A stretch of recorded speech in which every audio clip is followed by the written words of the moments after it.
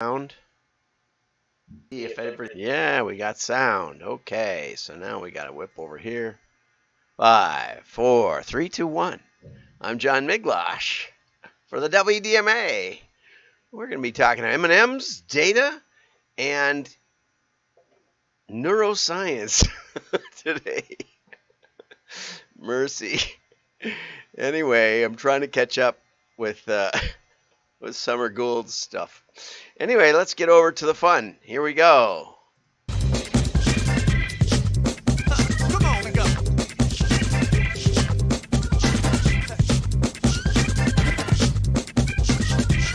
Let me have some coffee.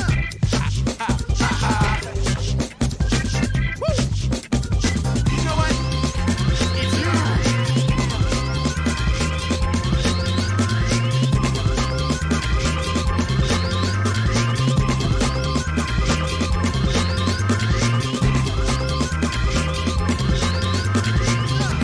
Okay, that's about it.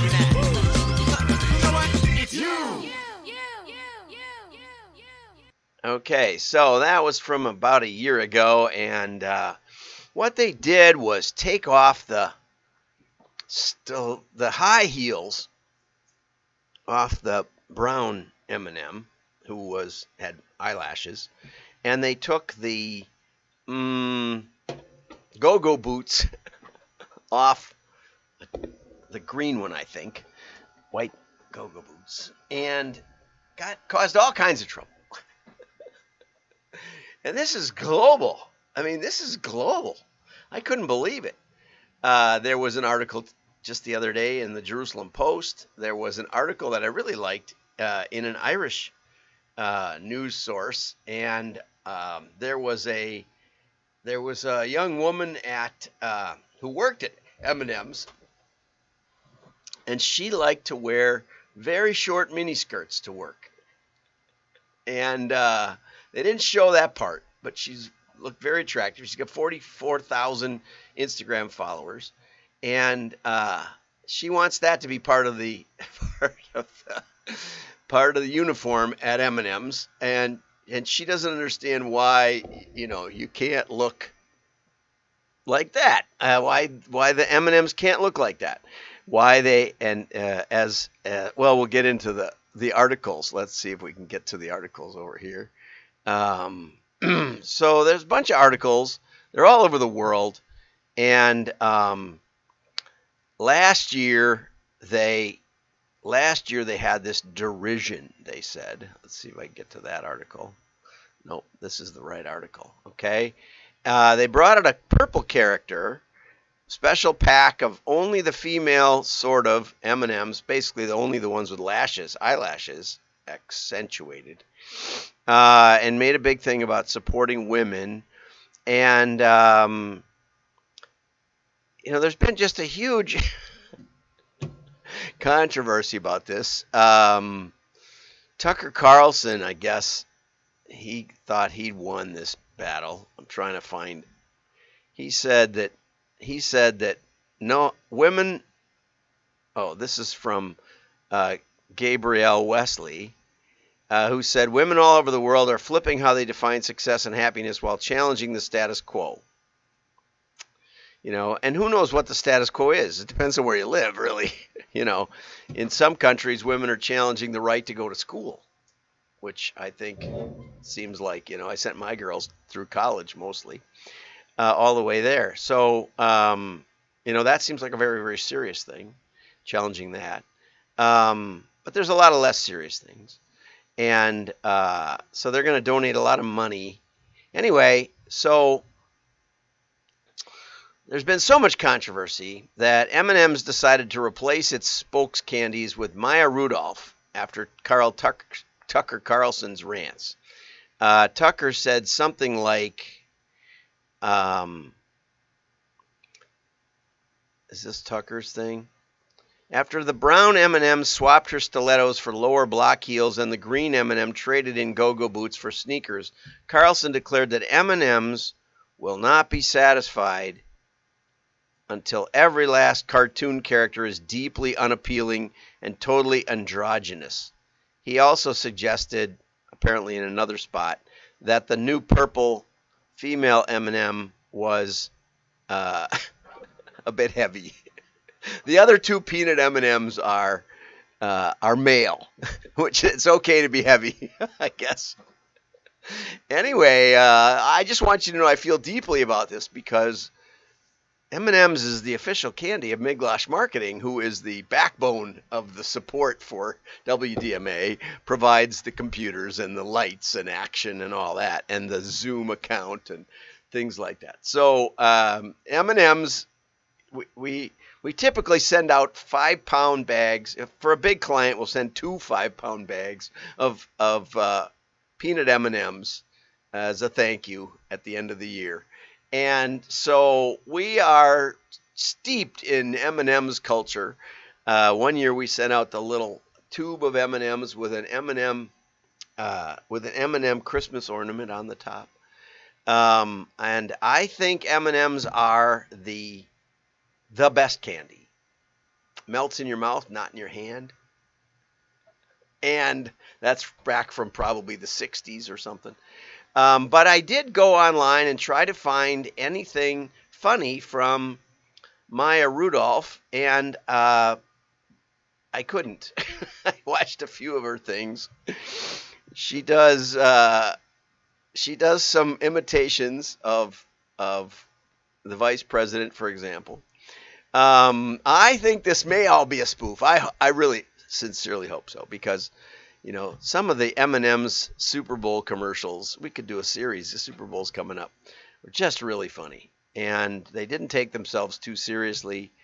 And this is all too serious for my taste. So I won't be buying M&M's until they get back to their roots of funny. And as a brand, they taste great. They melt in your mouth, not in your hand. And I hope this is all just an attempt to get some news. I hope so. Okay, now here's a long article from this week, How to Transform Messy Customer Data into Opportunity. And Billy Luzo, or Lozu, Area Vice President for Amperity, that builds customer databases. Okay, now we started building customer databases in the early 90s, so I have some experience, and we've kept on to this day, right? So I have some background in this. This was a collection of cliches. It was a long collection of cliches, long. And the main point here was that you need to give your marketing people query access and the ability to do personalization at a customer level with transaction data. And I would say, and I apologize, but I've been revved up a little. Jeff out at Gunderson Direct made a really nice comment on my video about data from last week. But this is 180 degrees wrong. This is not just wrong. This is absolutely 180 degrees the wrong direction that you want to do if you want to make money with data. Queries will not save you. Queries will not put names in the mail, right? You need to work with someone who knows how to make money with data and has a proven track record. Now, these companies that are listed here, these vendors, these merchants, have a bunch of really great clients. I really would like to call them all and ask about how happy they are, because this just won't cut it. And it's the same cliches that were used back in the 80s when computers, I did the first computer presentation at the New York Hilton, the big New York Hilton on Avenue of the Americas. I was the first one to ever hook a computer up to a monitor, according to their AV staff. Why would you ever want to put a computer up on the screen there? And I was talking about how to use computers in marketing. So I have a real pioneering experience here. I mean, granted, one of these persons has actually 10 years of experience in this. 10 years. Anyway, and there's no tests. There's no case study in this long, long article. They say that the disruption of cookies will help brands focus on building consumer trust. You know, how do you build consumer trust? You have good products, you ship them on time, they get there, and if there's a problem, you fix it. That's Land's End. I'm a brand ambassador for Land's End. I don't know what Land's End's got for me for customer data on me. They talk about how difficult it is to remove customer data, right? You shouldn't. No matter what CCPA says, that's the California Consumer Protection Act. If you remove the customer data of a customer who's complaining that they're getting too much contact from you, you lose the ability to prevent sending more customer contact. You should never do that. You should flag customer information, and that's as far as you go, and it's bad legislation. If you do that, you open yourself up to lawsuits. This is not legal information. This is not legal consultation. Check with your attorney. But if you have a brain, you know that in the mail order industry, when someone says, I don't want any more mail, you don't delete them. If you delete them, the next time you rent a mailing list that they're on, they will say, I told you not to mail me, and here you are mailing me again. And then you try to explain, well, the coding suggests that you came from this other company that allowed us to use la la la la la la la la la. You're going to go get some real huge fines. So that's not how we do it. California didn't ask me how to do it. They should have. Anyway, so I've saved you some time by highlighting the key points. About removing, here's the line about removing someone's data. We don't know how to do it. Often 4 or 5 people need to get involved. You need a system for this. What most people don't realize is to make money with almost anything, you need a systematic approach. Giving marketing query access will not build a systematic approach. It just doesn't work. They'll be querying all day, and they'll never promote a campaign, and campaigns need to be built around the offer. They need to find who's interested in this offer, not the other way around. And for that reason, it came out of Australia. I thought it would be interesting to touch on it. My. Data as an enabler. Data is not self-revealing. You need to tell the data what to do. So anyway, hopefully I've saved you some time. Here's a good article. This is from Summer Gould, my friend Summer Gould, and we're trying to catch up on her series. This is the 5th in the series, and she says how to harness autonomy bias and the consistency principles. Excellent article. Yesterday we talked about her social proof and storytelling article. I hope you enjoyed Dr. Pimple Popper. If you haven't seen that one, luckily I accidentally didn't show most of the video clip. So what is autonomy bias? That was good. That was a head scratcher for me, I have to admit. People are driven by a strong need to exert some control over themselves and their environment. Okay? We can harness this power in direct mail by giving customers a sense of control and choice. Okay? Back in the sales training, you used to say, don't ask your customer, are you available, or your prospect, are you available on Tuesday? Ask them, would Tuesday or Thursday be better? It gives them a choice. Okay? Apparently that's autonomy-based bias. Okay? Once you provide your argument and you call your call to action, it's up to you. Okay? So by giving them a choice between 2 products or services, they have the opportunity to evaluate them. Okay? So, but offering too many choices will confuse people and not do anything.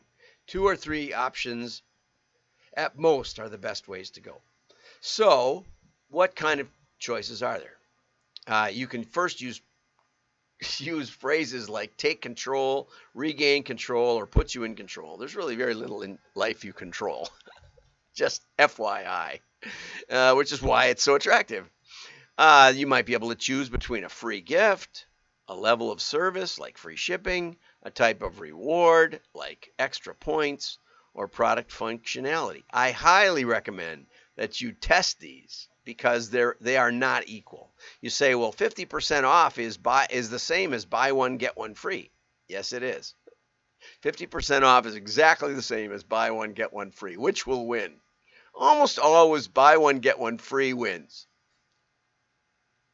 Go figure, or $20 off your $40 purchase.